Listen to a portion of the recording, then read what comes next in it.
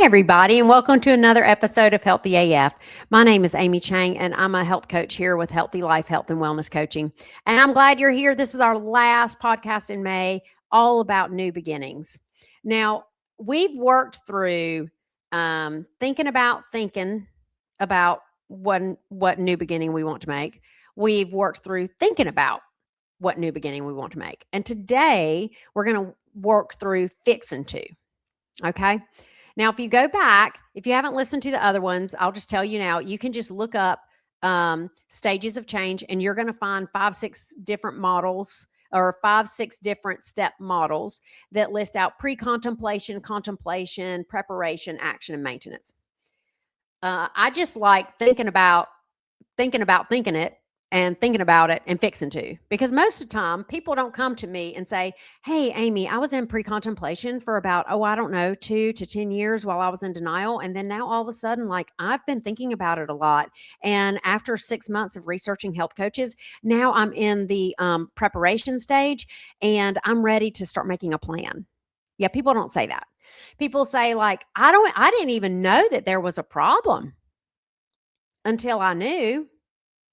And then I spent 2 years not knowing what to do. And then it got so bad that I was like, crap, I need to do something. Yeah, that's when you're fixing to do something. So welcome to your fixing to day. It's your fixing to day in May. All right. So when you get in that fixing to stage, it's a preparation stage. This is where you have a plan. You've come out of contemplation with, like, you come out of let's just work it all the way through. You've come out of the denial and the foggy headed glasses that can't even see a problem of the pre-contemplation. I'm thinking about it stage. And then into, like, oh, wow, this could be a problem. I'm not sure how big it is and I'm not sure what to do about it, but I'm thinking about it. I'm thinking about what to do about it. Then you start getting, like, a little bit more excited, like, well, if I did clear up this problem and I could fit back into those jeans, I would feel really confident. That'd be awesome sauce. Then you go into planning. So the plan's going to be, I'm going to join the CrossFit next month. The plan is going to be, I'm going to start adding in whole foods to my diet.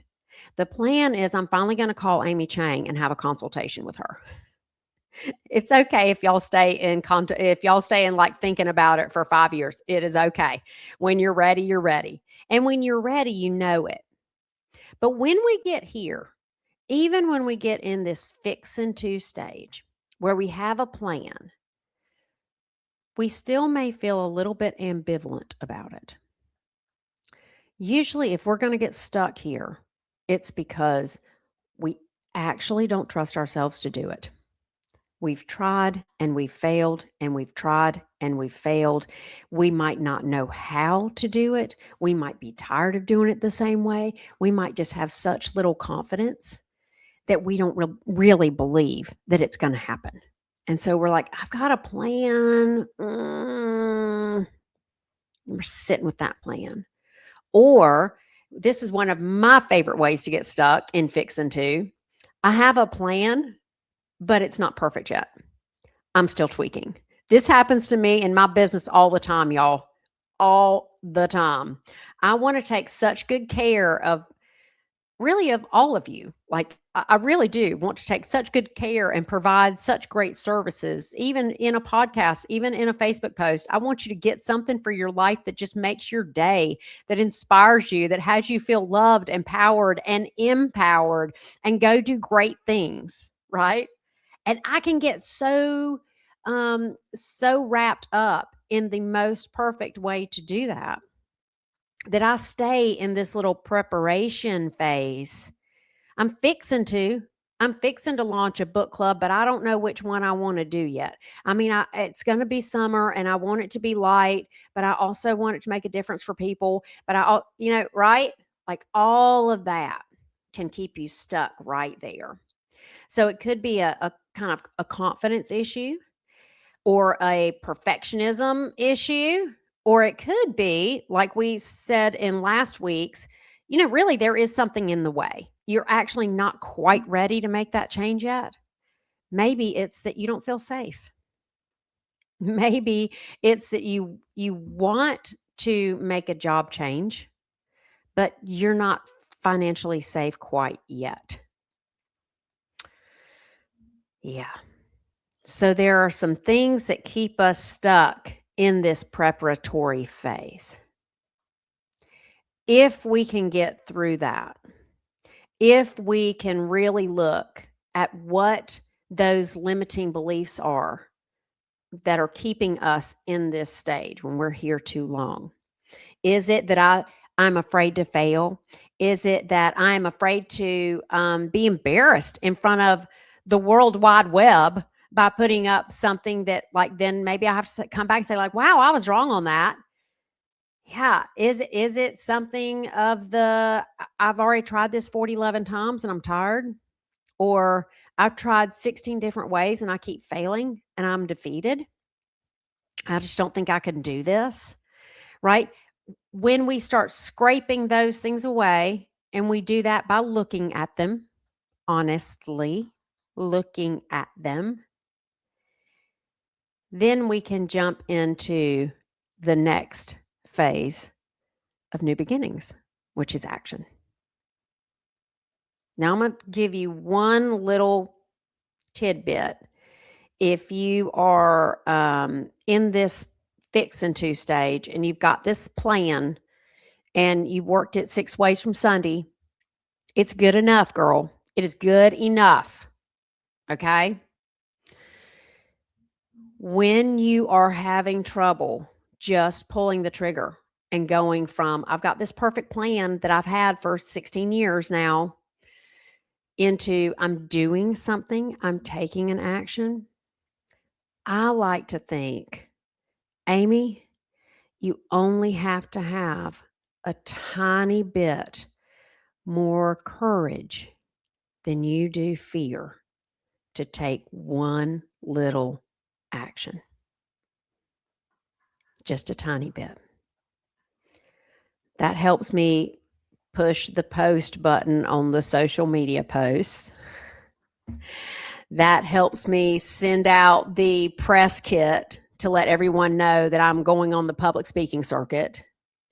That helps me actually try a new recipe that I've been sitting in my recipe book or my saved folder for, 2 years, but I didn't think I could do it, or, it was too much trouble. Okay. That has me engage. And the second thing that really helps me move from this fix into no, I've done it or I'm doing it, is the idea, and I said this in the last episode, no action that I don't take makes any difference. But any action, literally any action, it might be the worst action to take, but any action I take teaches me something and points me in a direction. All I have to do is something. Literally, just something. Now let's talk real quick about action and maintenance, because I couldn't leave you hanging in May talking about new beginnings only in those early stages. And really, I wanted to spend the month on the early stages because that's where we are in suffering, man. It is painful to not know we have a problem and yet be bombarded by the natural consequences of that problem all the time.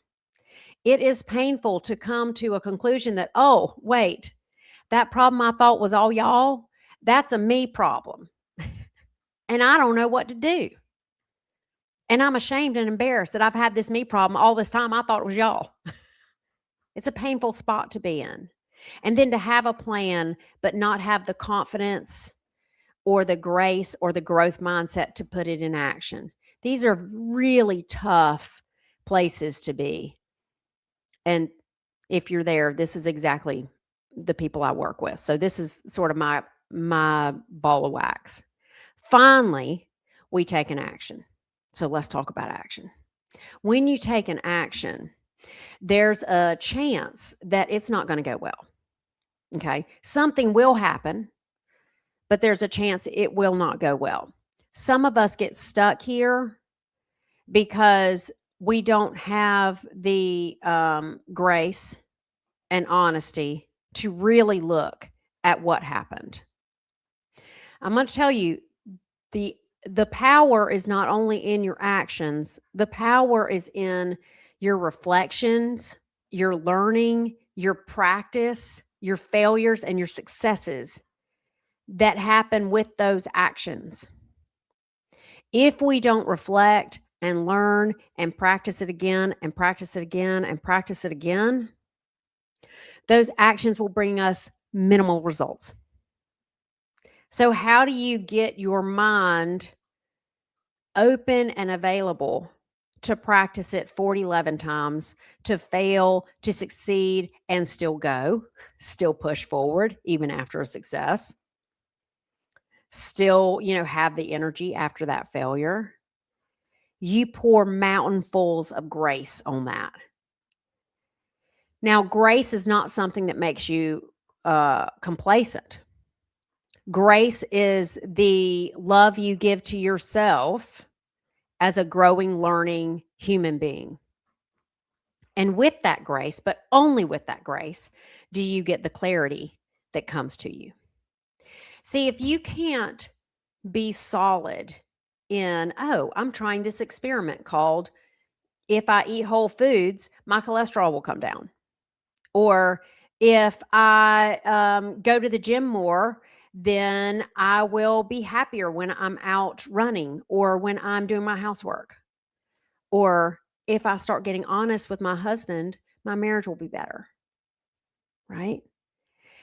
If you can't really douse yourself in that grace, then when something unexpected happens, even if it's a wild success, you're likely not to be honest about it. You're likely not to take your own accomplishments. You're likely, and it sounds something like this.